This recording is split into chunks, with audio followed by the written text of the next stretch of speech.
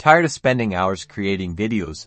Let's dive into Pictory AI and see if its free or paid version truly delivers the most bang for your buck. First, the free trial. Pictory AI's free trial gives you access to the platform and allows you to create 3 video projects, each up to 10 minutes in length. This is great to see if the platform fits your needs before investing. The free trial has its limitations. You'll find a watermark on your videos. Export options are also restricted. You can't get your videos in the best quality.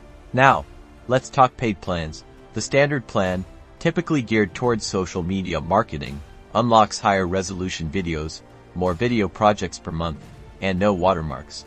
The premium plan ramps things up even further.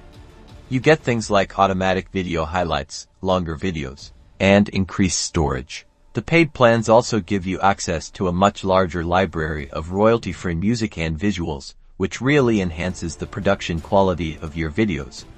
Also the flexibility of adding in your logo and your brand. So, which is right for you?